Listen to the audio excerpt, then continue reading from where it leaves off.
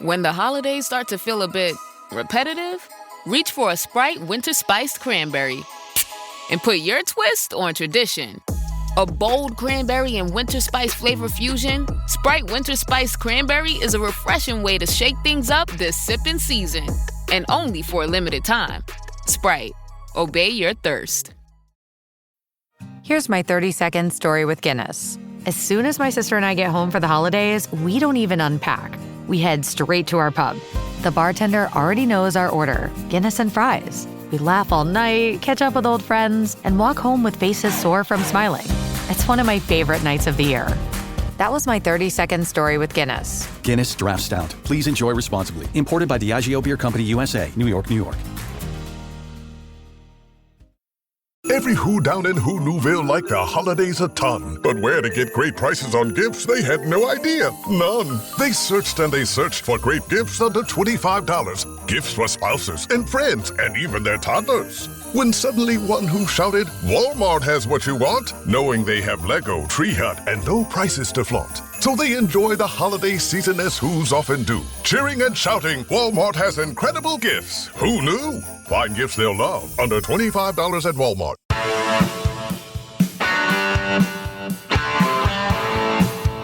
You're listening to Achtung Millwall, broadcasting from the beautiful South Birmingham. Accept no substitute.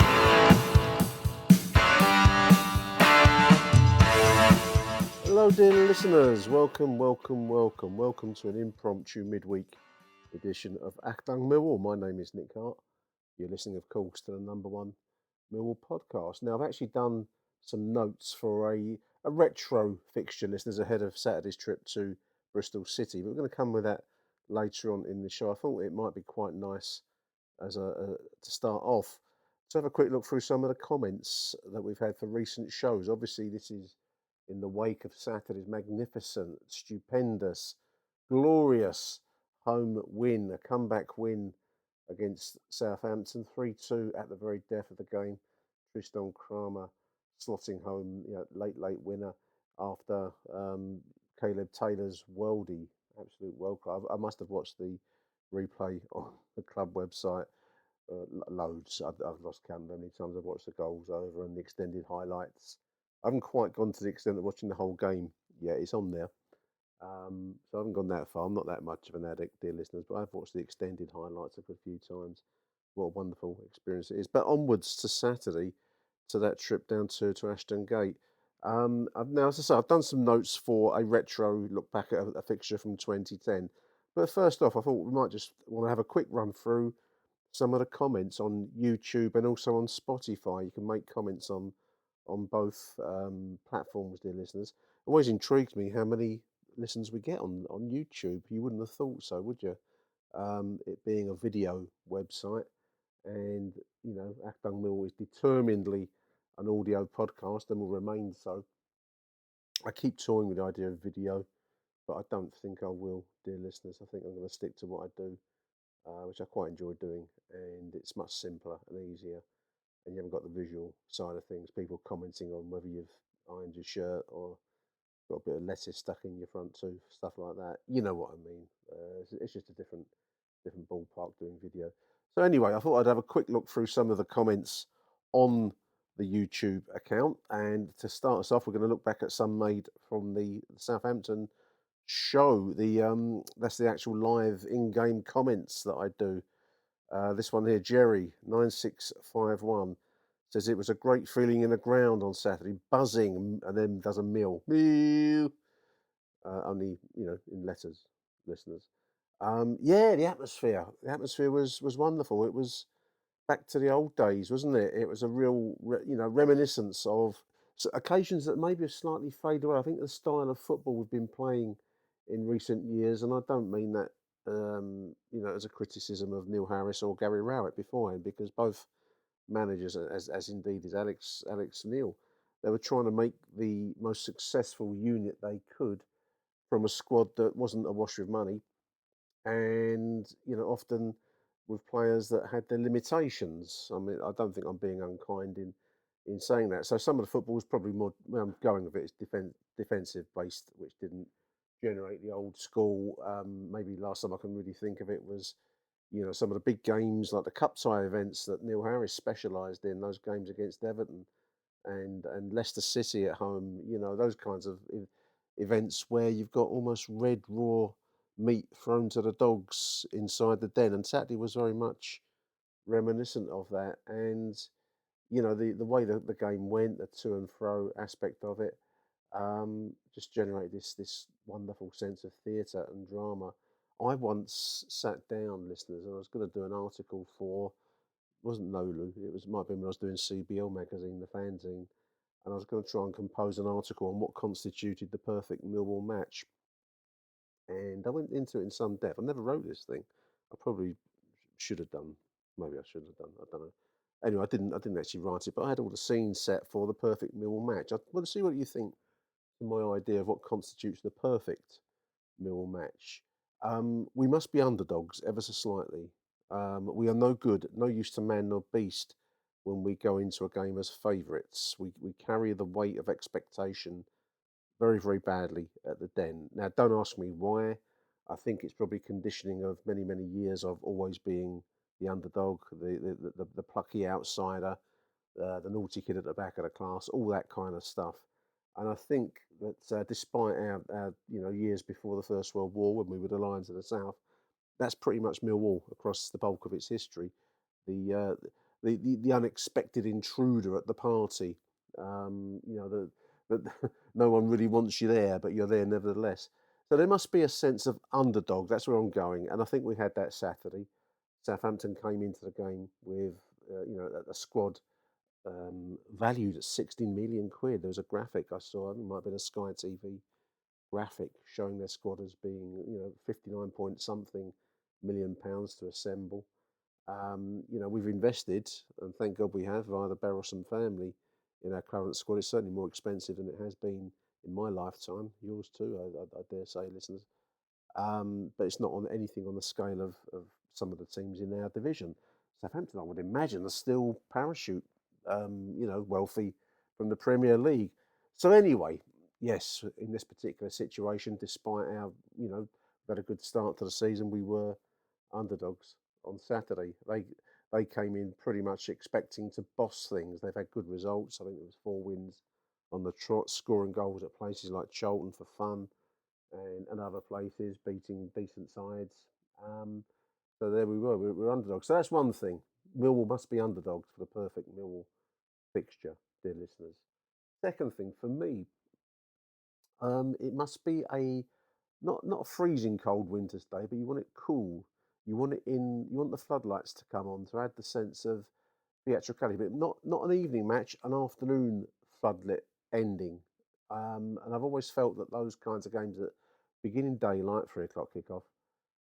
So you're talking about the autumn in England, November onwards, really. Once the clocks go back, it gets dark from the second half onwards, really.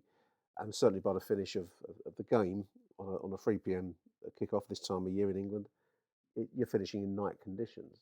So I've always felt that contrast, the beginning of the daylight, the coolness of autumn, maybe a bit of damp in the air like there was on Saturday, bit of wind. It mustn't be too warm or nice or pleasant. It's got to be slight edge to the weather, but not too much. You don't want it so freezing cold that becomes a factor in the game. So you want it moderately autumnal. There must be injustice meted out. And what I mean by that, there must be perhaps a referee that is, as so many are, openly against us, a sending off, offences not given, but given to the other side. Or as we saw on Saturday, a very, very, very soft penalty awarded against Jake Cooper when, he's regularly rugby tackled at the other end, manhandled, and nothing gets given. So we had that sense of injustice. We were a goal down when we shouldn't have been. We've missed chances. The referee's clearly against us, and he's awarded a soft penalty to their opponents who don't need the help or assistance, really. They've been laid on a plate.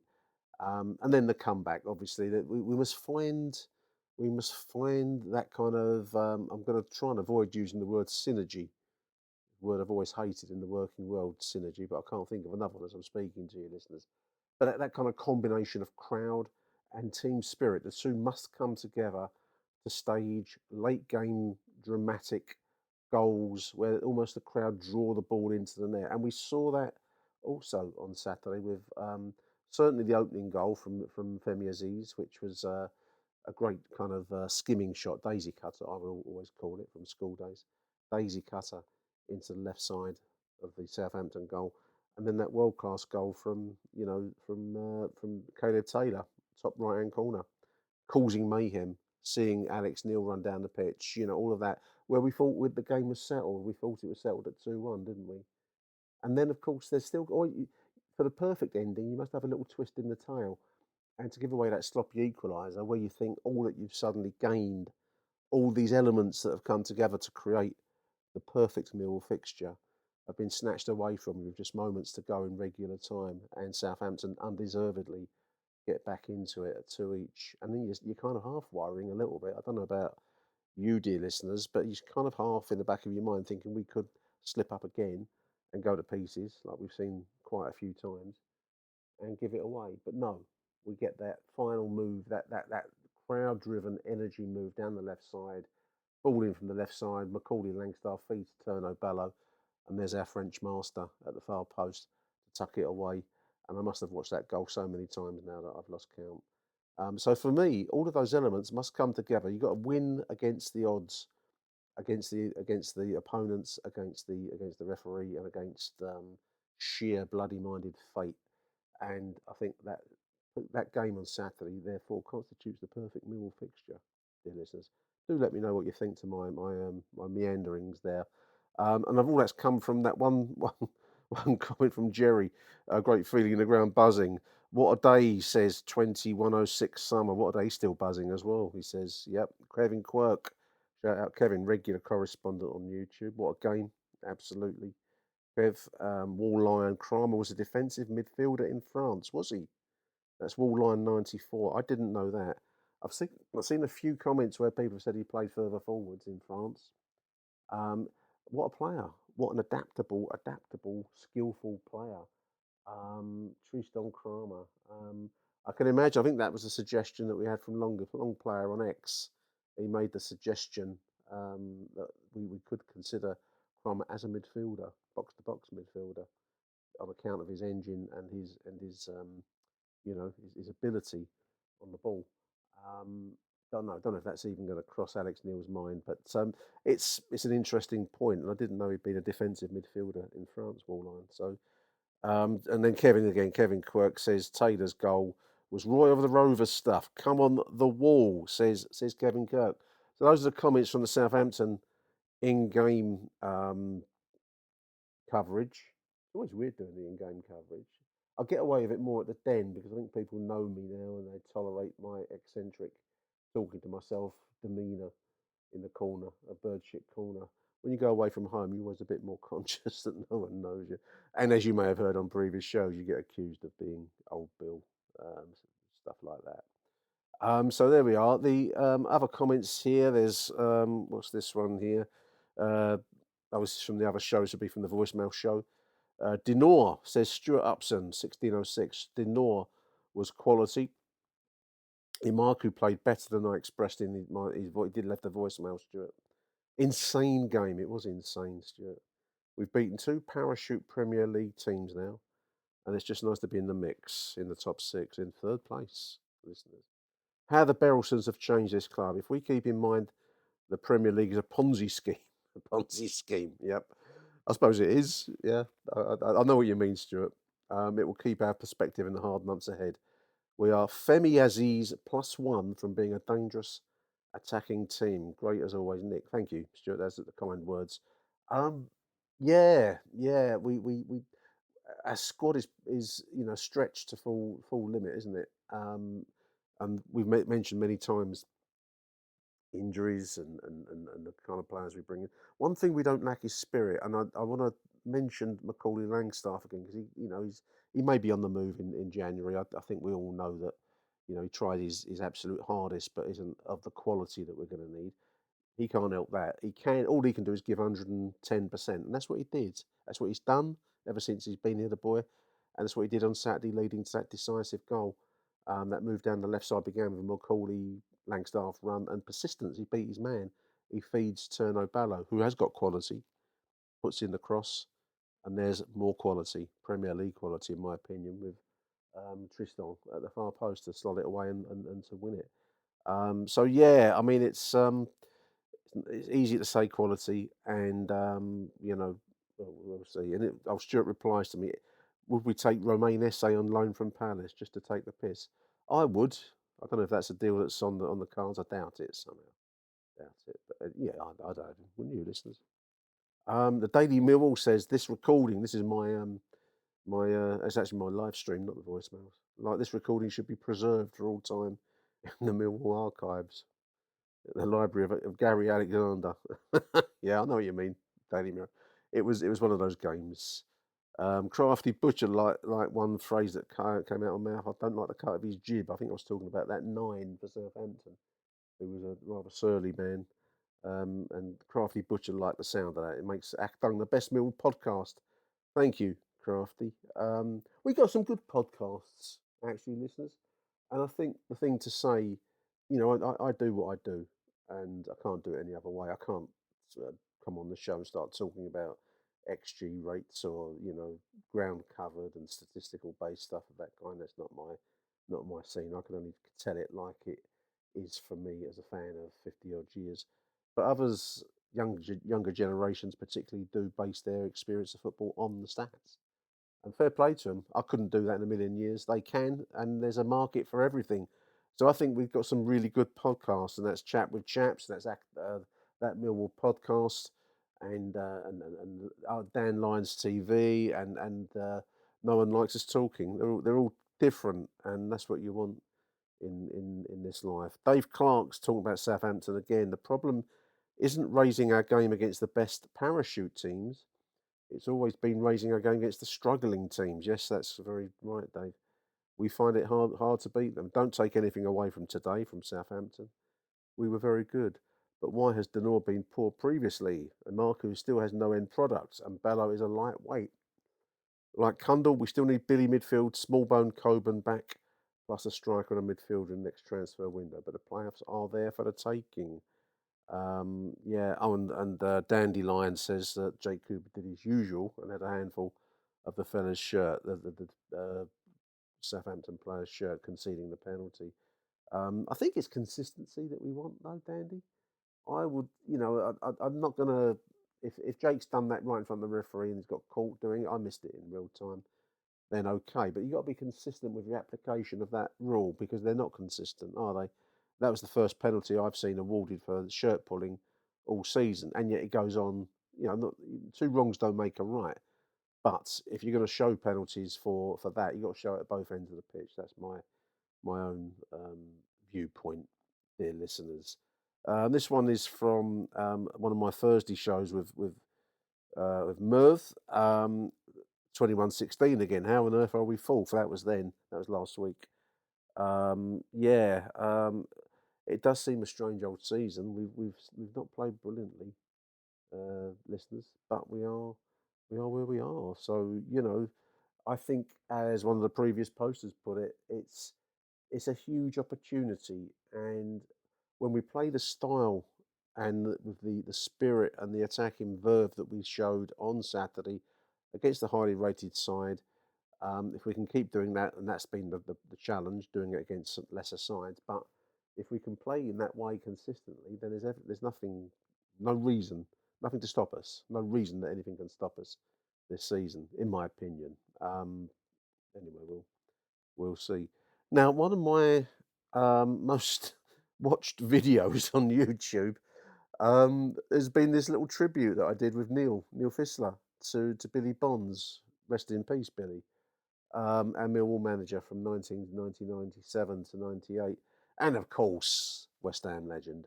But we did a fairly short and very prepared at zero notice really on Sunday when news broke that Billy had passed away.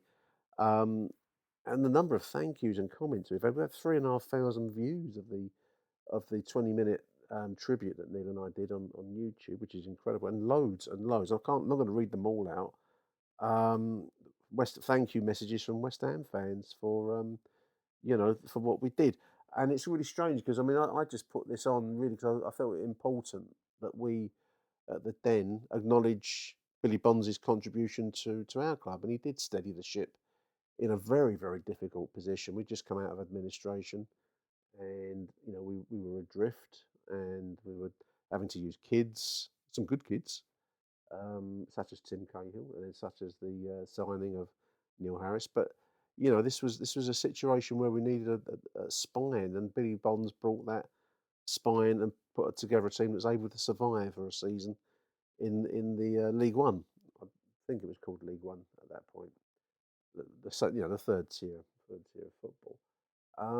And so he laid the foundations for the recovery that would come under Mark McGee and the promotion and the championship and all the season of going into the playoffs in the second division.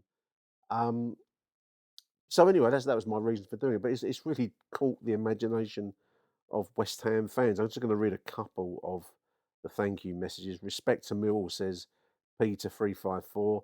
Respect to Millwall from a West Ham fan. We're cut from the same cloth, he says. And I really hope you get promoted this year. How about that, listeners? We are cut from the same cloth. I know there's this inbuilt, rivalry, and the games against West Ham are always going to be what they're going to be. But I do, having known a few Hammers and knowing obviously Millwall fans, we're very, very similar, whether we like it or not. You can only hate your brother. I think that's probably the best way I'd put it. Now Gary Teeley, and wow, a teary-eyed watch of the video. Respect to the Millwall lads for this from a West Ham lad. Thank you for this. Kind and respectful tribute, says MJ Hammer. I'm glad Bonzo was able to play a small part in helping you towards your survival. A great player and a true gentleman. Rest in peace. Well, I second that. And so it goes on. Nice one, lads. Great job. This bloke says, seeing loads of Hammers fans giving sincere thanks to a Millwall podcast. This wonderfully respectful tribute to Billy Bonds has really made my day. And that's from a Leeds fan. I think we're spreading too much peace and love, listeners. I think I'm going to have to get into the, the hate and war stuff. We're going to get the guitar out soon, start singing Imagine or something of that kind. But it goes on and goes on and goes on. There's 65 odd comments and, too many to mention here. Now then, dear listeners, comments. That's. We've got some on Spotify. Don't be so quick to play the adverts, Nick. I'm going to list. They've got a couple of comments on Spotify. You can leave comments on Spotify, dear listeners, and YouTube obviously asks for that. This one's from Hassan, one of our voicemail contributors, talking to Merv, who missed the game. Merv won out. He got the arse when we went a goal behind. Had to go and pick up his granddaughter and didn't listen on the radio. And Hassan says, Merv, I feel your pain. I missed the game as well. And seeing the chaos unfold and watching the highlights doesn't do it justice. I think there might be a podcast in great games that you've missed, dear listeners. Do let me know if you've missed any great games, any big landmark Millwall fixtures. I can think of one. I didn't go to the whole game when we got promoted. The 1-0 win up at Boothbury Park, as it was then. And I think I was short on cash, and I thought we wouldn't do it that week. I thought we might have a chance in the home game, the famous game where we got beat at home versus Blackburn Rovers, having secured promotion. I thought that was going to be the crucial game, so I thought I'm going to pass on that whole game and catch up the action at the Den the week after. And that was my biggest game that I missed, that I never saw. What about you, dear listeners? You had any big games that you've missed? Do let me know. Do send them in. One from Ian Tobin. This is on Spotify as well. This time last year we had that 1-1 draw with Oxford, and the crowd turned on Harris. They did. We were sat on the legend Neil Harris. We were sat on 28 points, and the next week we got beat at home to Coventry, where he made that comment. That was the Ficko's comment, the infamous Ficko's comment. And then we had a poor December, January. We're 3 points better off, and hopefully, bar injuries, we can kick on. Love the show and reactions as always, says Ian Tobin. Big thank you to Ian. And one last comment. This is from Mark talking about Bill, my mate Bill. He did the prostate cancer episode. Well worth a listen, listeners. Do have a listen to that one if you haven't listened to it before. It's a thought-provoking one. And Mark says, well done, Bill. Very important message. Oh, one more. Mark, again, talking about the retrospective Portsmouth one. Mark loves the retro editions. We're going to do one shortly, listeners. He also remembers being bored by the horse racing on a Saturday. Well, the sport. I used to hate the horse racing. I was brought up in a family of betting. My dad, not my mum didn't follow sport at all. My dad and my grandfather were both horse racing, betting. That was what sport was in our house. Following the dogs and the GGs. And I always wanted to watch football. So yeah, there we are. That's a base that used to bore me rigid. The ITV7 and all that kind of stuff. John Rickman with his hat. Rough Scott. Oh God, all these things that are embedded in my mind. Mark mentions the lack of football on the television back in the 70s. Made him reminisce about the Home Internationals, officially the British Home Championship. Yeah, it became that, didn't it? Which ran for over 100 years till 1983. This was the 4-team tournament for kids between England, Scotland, Wales, and Northern Ireland. It was always an end of season. I used to like it. They did away with it in the early 80s, I think, because England aspired to play higher quality opponents. I think we, like so much, when you get rid of tradition, you lose something deeper than just playing Northern Ireland on a Tuesday night in Windsor Park. I think it should bring it back. I love the British Home Internationals, and it always produced the England Scotland game every year. That was the main event of it, alternating between Hampden Park and Wembley. There we are. So there's the comments. Anyway, I'm going to take a short break, dear listeners, for some adverts, and then after that, I'm going to come back with the notes I've made for Saturday's game, retro game against Bristol City. Stay tuned. This episode is brought to you by eBay. Buying parts for your car? You'll know that will it work feeling. But on eBay, buying parts is different. eBay's free returns means if it doesn't fit, or if it isn't what you expected, you just print a label, drop it off, and get your refund fast. No haggling, no stress, and at least 30 days to return any eligible item. Millions of parts, free returns. eBay. Things people love. Eligible items only. Exclusions apply.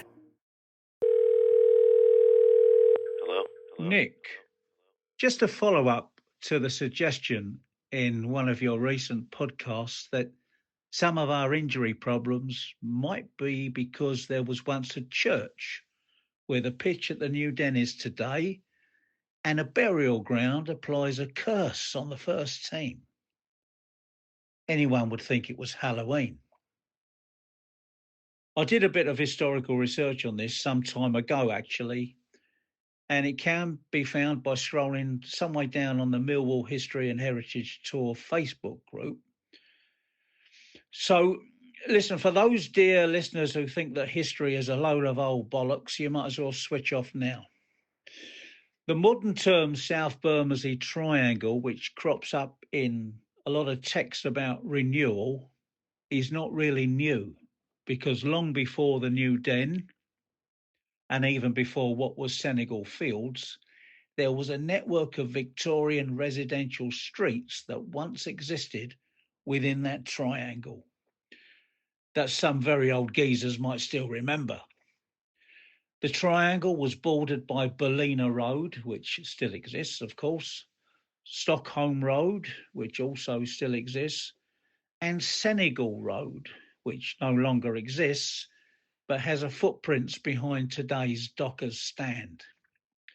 And there was also a Haydock Road, which once ran along the length of where the away stand is today, and Earlham Road, which would have been underneath the main stand, including Birdshit Corner. I'm sending you a map, Nick, because, maybe another couple of images as well, which you can post on your Twitter feed because you have thousands more followers than me, mate. Now, once this densely populated network of streets with a street-level tight-knit community, it did indeed have a place of worship. And this was called St. Mary's Mission Church, South Bermondsey, which had an entrance on the aforementioned Earlham Road and a path leading up from Earlham Road, approximately where the Players' Tunnel is today, leading to the actual church building, which was almost bang on where the centre circle is today. Now, mission churches did not have full status as a parish church, but developed as populations increased and often provided Sunday school education. Right, so on a map of 1900, there is no church, but on a map of 1950, there is a church. And I've also sent you a picture of that church, by the way. That map of 1950 has lots of gaps where houses once existed, but unfortunately were blown up by the Luftwaffe in World War II. And these gaps were eventually filled by prefabricated homes, if you remember them. Now, all these maps are available, by the way, on www.theundergroundmap.com. And by the 1960s, these Victorian terraces had been demolished and the site was cleared of all homes in the early 70s, giving way for playing fields and games courts known, as we all knew, Senegal Fields.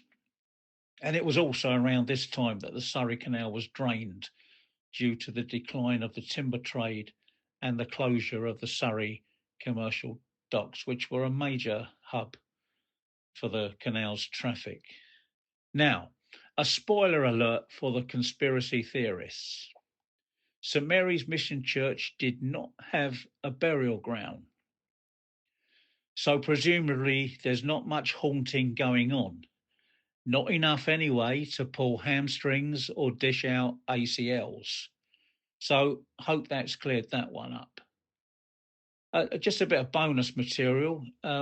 Ballina Road was once home to the Rocola shirt factory. Yes, a shirt factory, not too far away from the club shop, which sells replica shirts.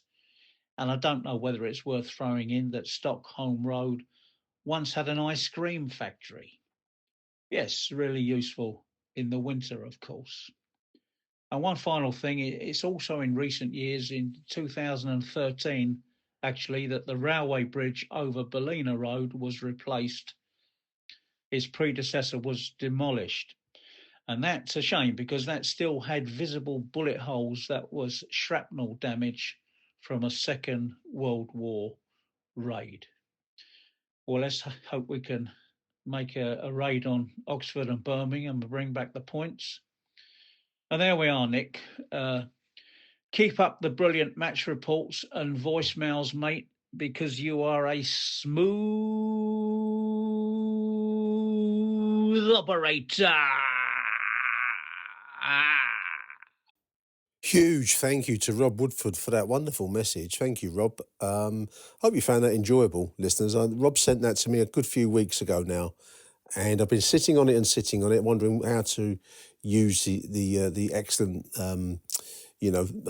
stuff he's put together in that little message there. And I thought, in the end, I'm just going to jam it into this program, listeners, and hence the sudden change from the retro game, which was in 2010, Millwall playing Bristol City. But I thought I'd love to use that somehow. And anyway, all my grand plans came to naught, and I've decided just to put it in there because otherwise it's going to go off. Messages go off after a period of time, and that was probably, I was sat on that for a little bit too long. But big thank you to Rob. Keep it coming, Rob. Keep it coming, mate. That was great stuff. Thank you very much.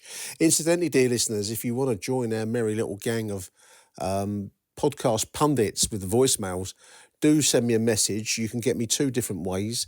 One is via email, which is achtungmillwall@gmail.com. Or you can direct message me on X. I'm on there as @AchtungMillwall. Basically, all we get you to do is, after a match or anything else that occurs to you, really, just send me a voice note on WhatsApp it on the iPhone or on your smartphone, whatever you got, Galaxy or whatever it is. It's dead easy, and it really, really adds to the programme, and I always enjoy receiving the messages. So if you want to get in on the posse, the podcast posse, send me a message. Be great to hear from you. Back to the retro fixture now. Achtung Millwall.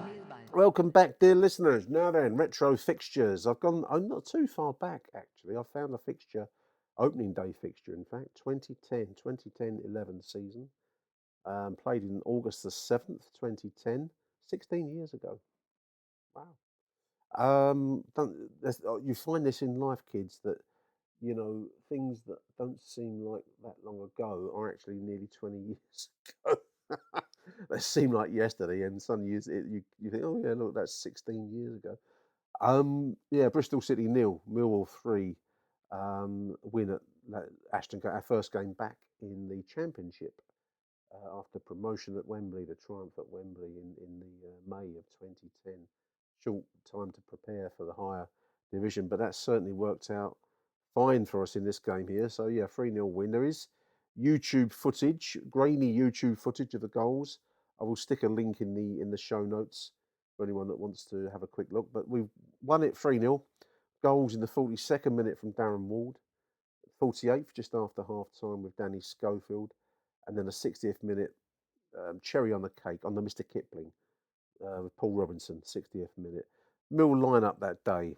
It's a classic lineup actually. David Ford in goal, Alan Dunn, Paul Robinson, Darren Ward, and then in midfield, four-man midfield, Scott Barron, Darren Carter. Remember him? I'm going to come back to Darren Carter.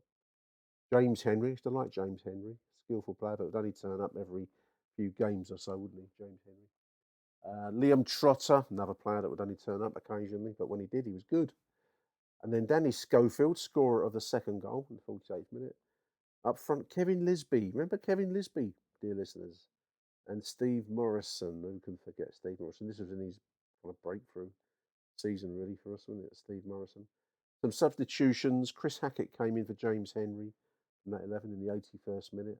Neil Harris came on for Steve Morrison. Harris towards the end of his career now in the 84th. And then Mark Laird, there's a name from the past for Liam Trotter in the 90th minute. Now, it was a game of sendings off. 2 yellow cards for Darren Carter. I'm going to come back to Darren Carter because I had completely forgotten that he played for Millwall. But he got a red card this day, 2 yellows. Yellow in the 31st minute and then a second yellow in the 64th, leading to his departure. So the Lions finished with 10 men, as did Bristol City. Damien Stewart drew a yellow in the 68th and then a yellow in the 90th. So both teams would finish the last few minutes with 10 men. The Bristol City line, I might run through, I've got it here. This is from 11v11, great website, 11v11.com. Gives you a list of all the fixtures played in the past. Invaluable if you're doing podcasts of a retro nature, dear listeners. So the Bristol City lineup, David James, there's a man, England, Liverpool, Watford, great goalkeeper. In goal, Nicky Hunt, Jamie McAllister, Damien Stewart, Liam Fontaine, Albert Odemar, Jamal Campbell-Rice, Marvin Elliott, ex-Millwall player, Cole Scuser, Ivan Sprawl and David Clarkson, Sam Vokes coming on for Jamal Campbell-Rice, and then him being subbed himself in due course for Marlon Jackson, Gavin Williams for Ivan Sprawl, referee that day Michael Oliver. 18,308 were there to win it. There's not much in the way of press coverage. This was the start of the internet era big time, so there isn't an awful lot of press reportage online. I found one paragraph from The Guardian dated Saturday, 7th of August 2010. Millwall celebrated their return to the Championship by subjecting David James to a torrid afternoon in a 3-0 victory over Bristol City at Ashton Gate. The England goalkeeper was beaten by Darren Ward and Danny Schofield either side of half-time, before Paul Robinson's goal sealed a magnificent opening day for the South London side on the hour mark. However, there was a sour note for Millwall as Darren Carter was sent off for 2 bookable offences. So as I say, there is YouTube footage, just a minute and a half's worth if you want to have a look at it. This was our first season back in the Championship following promotion at Wembley. We would finish in 9th position this season. Actually, wasn't a bad season. We never truly threatened the top bracket. We went close. We would finish nearer to the playoffs than for the bulk of the season, but we were still some points behind it. So it was a great season in the sense that we'd just been promoted from the 3rd tier, and it really established us back in the 2nd tier of English football. This was the opening day fixture, and we would then kind of hover really mid-table and press into kind of a semi-permanent 9th and 8th and 7th position from Christmas, pretty much towards the end of the season, really. Top scorer for the Lions in this campaign Steve Morrison, 16 goals in the championship. That's not bad return. But there was otherwise, apart from Morrow, next highest was Jason Puncheon. This would feature fantastic game that lives in my memory, a 3-0 win over Palace on New Year's Day, 2011. That was the 3-goal hat trick from Jason Puncheon, of course.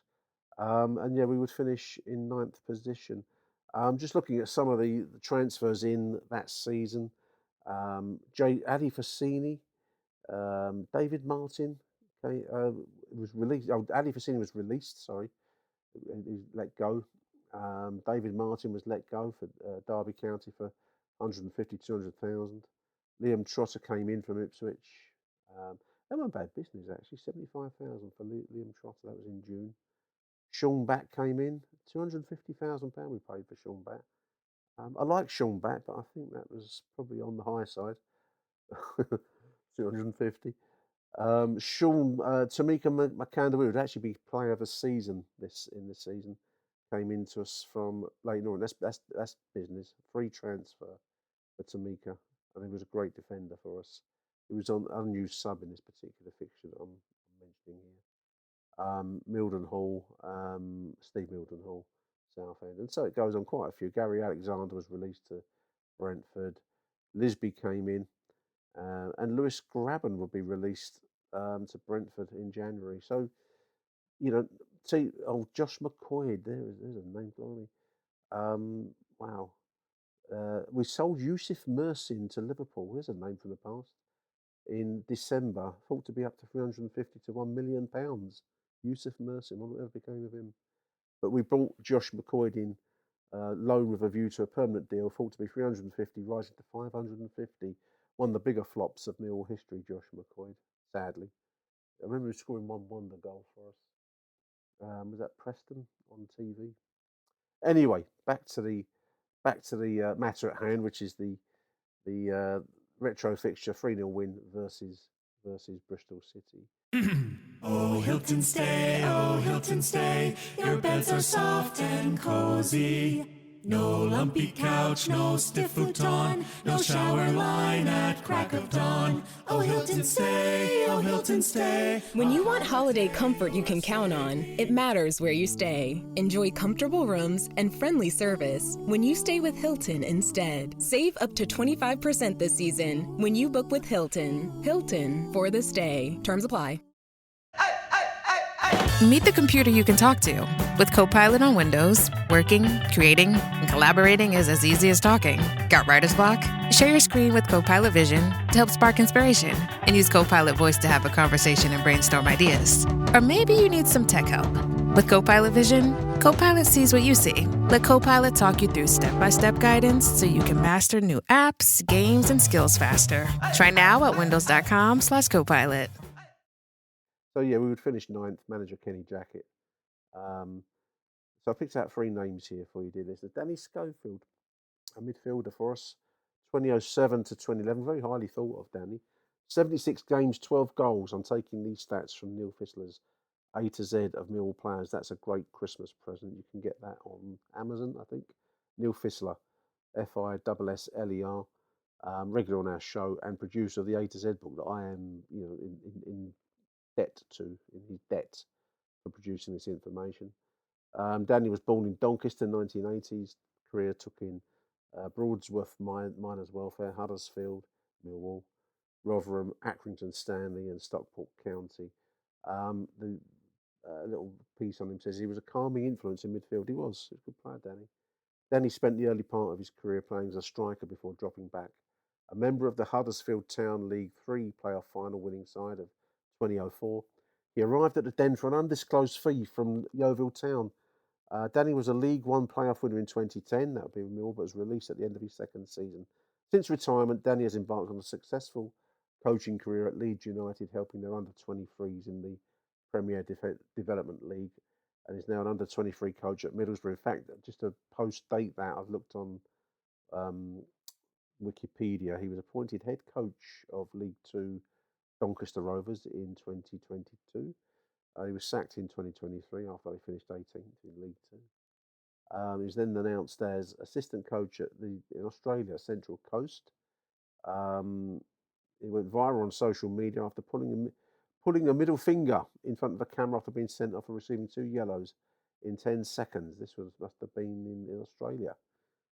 As of 28th of October 25, Danny Schofield joined Reading as the first team coach. So that must be where he is right now, Reading, doing some coaching. I picked out Darren Carter. I'd forgotten his name completely. Midfielder, 12 games in the 2010-11 season. A career taking in Birmingham, Sunderland, West Brom, Preston. He's moved for some £1 million fees here. 1.5, 1.2 for Preston. Mill on loan. Then he went to Cheltenham, Northampton, and Forest Green. A former under-20 international, Darren Carter, started his career as part of a Birmingham City squad that won promotion to the Premier League in 2002. And he was later loaned to Sunderland when they won a championship title 3 years later. He joined the Lions but got sent off in his debut against Bristol City, this game, on the opening day of the 2010-11 campaign after picking up 2 yellows. He then found it difficult to get into the starting lineup. He would go on to become part of the Forest Green Rovers side that won promotion to the Football League in 2017. He's now academy manager at Solihull Moors. So this, moving on from that, in 2022 he worked with Birmingham City women's side, and left the club by mutual consent in 2024. This is Birmingham City women's football. That's where Darren Carter is. No current info if he's still in the game. And finally, I thought I'd pick out Kevin Lisby, who is a player that made his name primarily, of course, with Charlton, SE7. But he came to us in the 2010-11 season. 24 games he played, 4 goals for us. But a much-travelled striker, Kevin Lisby. He's been Charlton, Gillingham, Reading, QPR, Norwich, Derby, Colchester, Ipswich, Leyton Orient, Stevenage, Barnet. And then he would go on to non-league football. He's born in 1978, so that makes him, 47 now? So he's been playing his football at places like Whitehawk, Grays Athletic, Cray Valley Paper Mills. I think he's retired now. He also won 10 caps for Jamaica, and I was coaching at Orient in the A to Z book. Let's have a quick look at Wikipedia before I let you go, dear listeners. He's capped 10 times by Jamaica, 2002 to 2004. He was coaching at Paper Mills, Cray Valley, and returned to Cray Paper Mills in 2019, and then joined the VCD Athletic, still playing. He must have been 40, mid-40s when he's still playing non-league football. So his sons, Kyrell and Kyrese, both play football. One for Cray Valley Paper Mills and one for Colchester United. Kevin Lisby in this particular game, more known for his exploits at Charlton, but 4 goals for Millwall, nevertheless.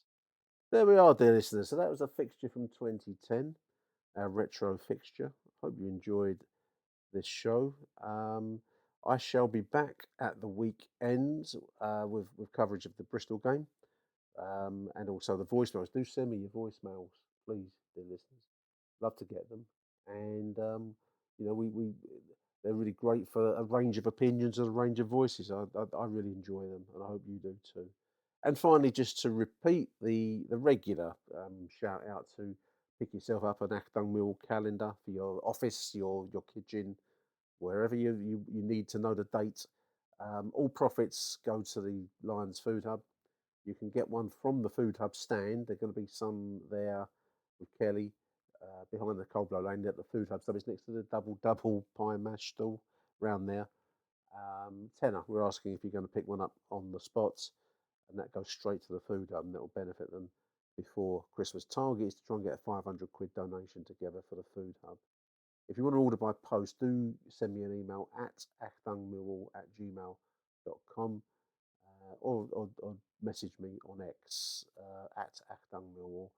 For UK postage, you're asking for £12 for the calendar within the UK.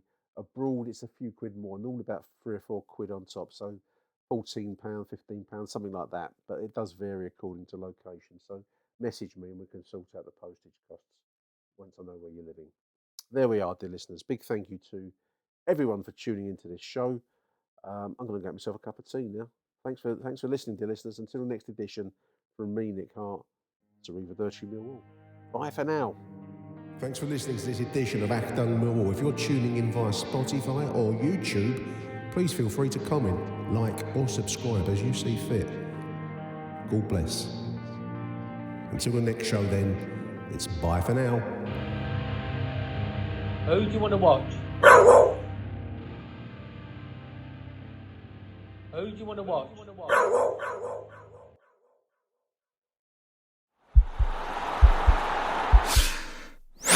This podcast is part of the Sports Social Podcast Network.